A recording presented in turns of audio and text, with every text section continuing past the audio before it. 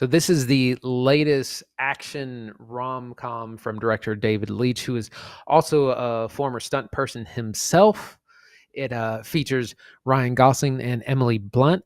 Ryan Gosling is Colt Seavers, a seasoned stuntman working in Hollywood. He's loves his job, has a fun time, has a will they won't they kind of relationship with Emily Blunt's character Jody, who's a camera operator and then later director on film. He suffers an accident at the very beginning of the film, and it's kind of out of the game for a while, and he falls into a deep depression and disappears, shuns all of his friends and relationships. Eventually, gets called back to be a stunt guy on a film that keep wanting to say Jodie Comer, Emily Blunt's character, whose name is Jodie, that's shooting in Australia. And he has to kind of work to repair the relationship. But more importantly, the star of the film, Tom Ryder, played by Aaron Taylor Johnson, in a very in a nod to Tom Cruise, has gone missing. And so Colt Seavers is hired to find out what's going on, and we find out that there's this bigger, larger kind of conspiracy at work. In the meantime, there's loads of stunts going on along the way. Colt Seavers uses all his stuntman know-how, his like fighting skills and his knowledge of like weapons to kind of fight and shoot his way out of dangerous situations. It's a lot of fun. It's got some issues as well. Let's get into it. Zach, what'd you think? So The Fall Guy is a lot of fun. It's good action and it's funny. Ryan Gosling is good. Emily Blunt is good. I've seen everybody generally receiving this movie as a good time. I think this movie's edited really poorly. And like, I haven't seen anybody with this take, but like characters are just leaping around rooms in this movie. There will be large jumps in time. Characters will just change sets kind of intermittently. It's really odd. There's large parts of the trailers that aren't featured in the film because they were edited out. It's really strange, and it makes for a long movie with like bursts of dopamine and then boring bits in between. Like I like watching it in the theater, I felt like times when the audience is like into a scene and they're laughing and they're with it, the music's up. And there's other bits where it's like you could hear a pin drop in the theater. It's so boring and nobody's talking. And I think overall it's good. I think maybe I'm just a little sour on it because I really found myself getting kind of bored with what was going on in The Fall Guy in the first act, and then it just continues for the next two acts. But overall, I think it's good, and I think maybe I'm just being a little too cynical. I think I'm being a little too harsh on our opening summer number here. Andy, what did you think of The Fall Guy? I thought it was really okay. like, it's a big Hollywood production. It's got great stunts. This movie should work better than it does because you got big stars who are really popular right now. You got a pretty big budget. This is based on a show from the 80s, but it's really kind of original. It's a big homage to stunt people. It's fun. It's a comedy. There's lots of action, and somehow it just doesn't really work. It's boring. It's too long. The jokes are okay, like they're like you'll chuckle, but nothing's really all that funny. I saw it in a mostly empty theater, and it was just like a few chuckles here and there. It should really work better, and it just kind of doesn't. Yeah, so let's kind of jump into it here. Where's the best place to tackle this? Stars, plot? Where do you want to start? Let's get into this plot. So there's two main storylines. There is this romance between Ryan Gosling and Emily Blunt, who they've kind of fallen out and they're working to kind of repair their relationship. And then there's also the kind of B movie caper of the star of the movie has gone missing. You have to go find him. There was a weird balance between these two plots, and I couldn't tell what was the main plot and which was the subplot for half the time because they're both given so much about equal amount of importance throughout, and so it just doesn't really work in that sense. The other thing, you never believe that these two don't like each other in the course of the romance. Like there's no real like animosity between the two. It's just kind of like he's kind of upset her a little bit and has to get back into her good graces, but you're never unsure whether or not that's gonna actually happen. Like the romance just isn't. There's not a lot of chemistry. I don't think. I think you're right. It's got two plots and it really only needs one. And I forgot about the trailer plot until about a third of the way in this movie when they introduce like, oh, Ryan Gosling has to go looking for the guy he's stunt doubling for, Tom Ryder. Yes, this big global phenomenon played by Aaron Taylor Johnson. Like the first third of the movie is Ryan Gosling's just trying to like spend time with and get to know Emily Blunt's like director character. And as like a stunty or a stuntman, he's a guy who's always throwing thumbs up and getting blown up on, you know, and going through glass walls and stuff like that. And that's all fun and good. And that makes for good visuals and a fun pace.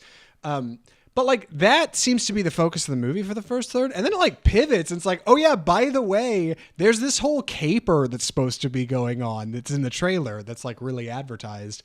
And then that stuff's like uniquely clumsy.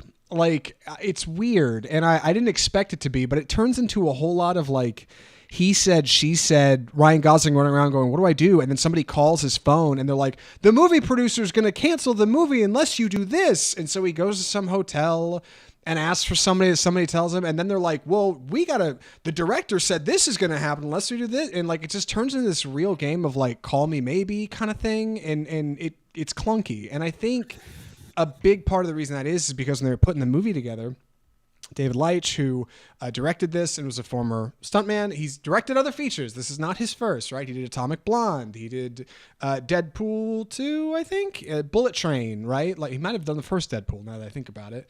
Also brought his editor over from that, Elizabeth Ronald Soder. That's not how you pronounce it, but she has edited these other features. This is not their first rodeo, I guess I'm saying. But like it ends up feeling really disjointed. And it just feels like it was just put together in the editing room. Like they shot all these scenes and they were like, we gotta put something together here, make this a feature. And it like some scenes run too long. Others are like a funny bit, but that don't really make sense and just come off feeling like a Family Guy sketch more than like a real grounded event that might happen in the course of making a film. Though it is, I should say, a movie that's a lot about making movies. It's a lot of filming on sets where people are making stuff and talking to stunt coordinators and getting somebody over here. There's two great oneers that this movie does. They do it twice. And right in the open, when Gosling, the film opens with him in his trailer and he's talking to Emily Blunt. And then it's like this great oneer where he exits the trailer, walks onto set, gets a coffee, talks to a couple of people, looks at the screen, talks to the director, talks to Tom Ryder, rides an elevator up to a stunt. He's talking to Emily Blunt on the phone. Like it's great. Like it totally pulls you into the world of like, these are people who make movies. And then shortly later, Emily Blunt is directing a feature in Australia and she is getting out of her trailer and walking into set and there's 9 people buzzing around her. Hey, I need this. We got to get an NDA for that. We got to get this signed off. And well, the pyro is going to go off at this time. We only got one shot at it. And it's the chaos of making a movie. And that all feels like really grounded and good. And seeing these two characters like have that is important for their dynamic, which like Andy said, like pretty much works all the way through. But then it just this caper thing that like is kind of clunky. And I had forgotten it happened and it sets up good stuff for Gosling, I guess. It sets up good comedy, I think.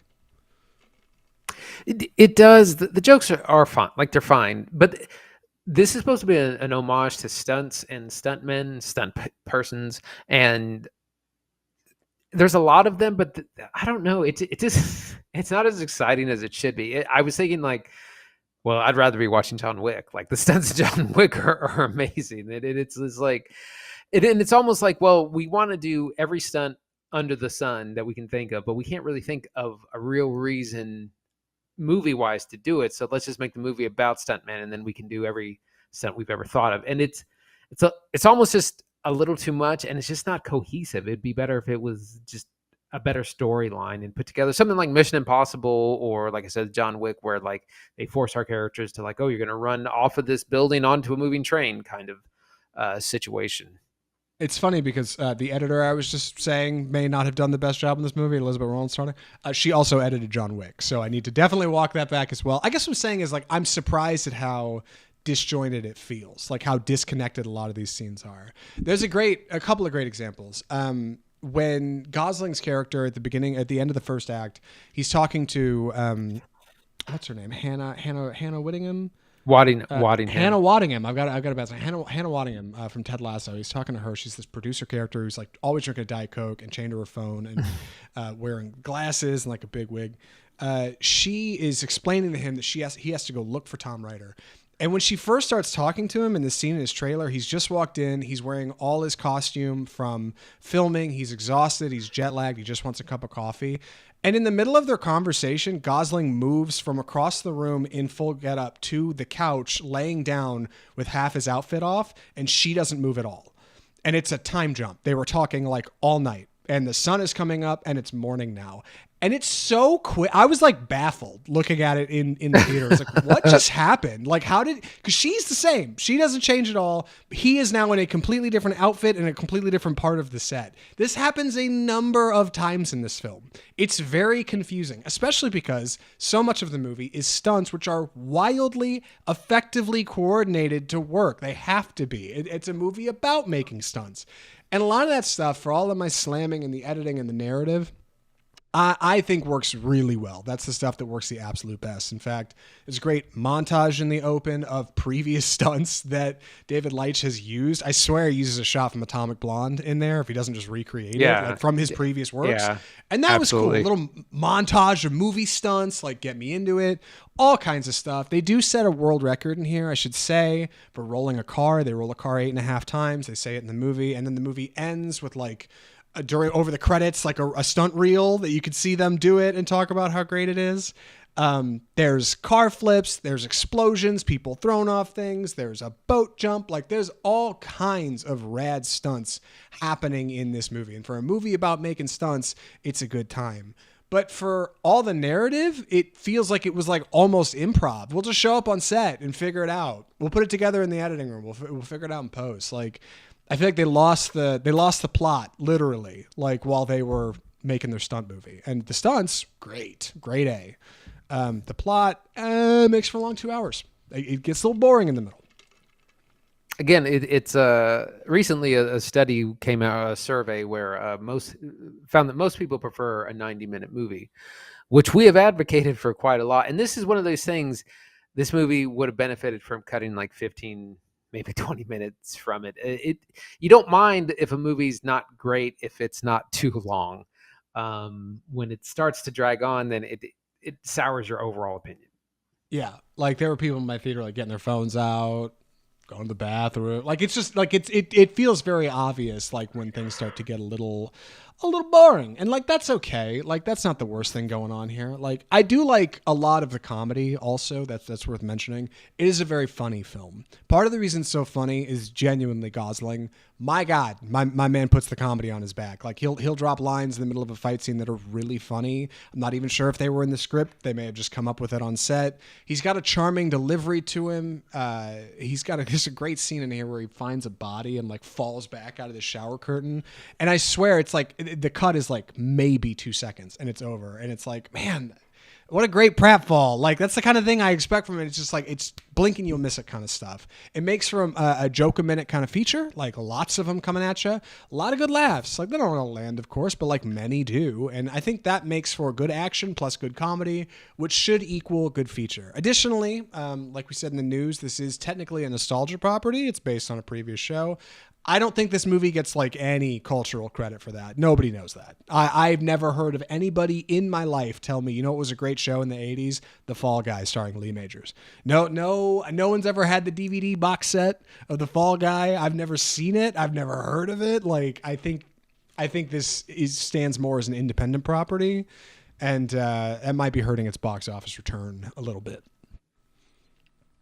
Yeah, it's again, it's a property no one's really familiar with, and it's just, I like the look. Like it's been marketed heavily. I've seen the trailer a ton of times. I was excited for it, but it just it's too much of a B movie. Yeah, it's odd. Also, the first 2 fight scenes have no music over them. It's really weird. Ryan Gosling gets attacked in an apartment and there's absolutely no music over the fight scene. And then later he is fighting people at a big party with like rave lights and stuff. And the music's like super pushed down. It's really strange. I don't know why they did that. It's like, who decided that? Anyway. For all my balk about whether or not The Fall Guy is narratively driven, I should ask, we should wrap this up. Any other thoughts, Andy, for recommendations? I think I'm ready. Andy, would you recommend The Fall Guy? I would say probably save it for streaming. It is a lot of fun, and if you're looking for something for the whole family to go to, uh, maybe check it out in theaters. But it's definitely it's going to do really well on streaming. It's definitely a better platform for it. I wish it weren't so dull. It's got a lot going for it. You got big stars, big action, big stunts, but the narrative is just really underwhelming. The comedy is a little. It's a lot more miss than hit. So I would say save it for streaming. Yeah, I think I'm in the same boat, save for streaming. There's a few features over the course of a year that Andy and I will really recommend you get out in theaters and see. For action features, those are usually a little broader. For comedies, it's a little tighter. But this one, it's good action. It is, and it's funny. But like, there's bits in the middle where you're gonna want to do your laundry. Get up and get another bowl of popcorn kind of stuff. Like it's good. It needed a red pen. It needs somebody to go through, cut 20 minutes off the script and be like, this doesn't work. Cut this, get rid of this. Why would he be running around doing this? This doesn't make any sense. Why would this character do that thing? Like, it's a little baffling. But for what's here, like, it's a lot of fun. It's very kinetic. It's funny. Fall Guy's good. It's just not great. And that's the Fall Guy. And with that, we should talk about our next segment on the show. Funny bit of film business here, all right, for our box office heads. Andy, what do we typically call this segment?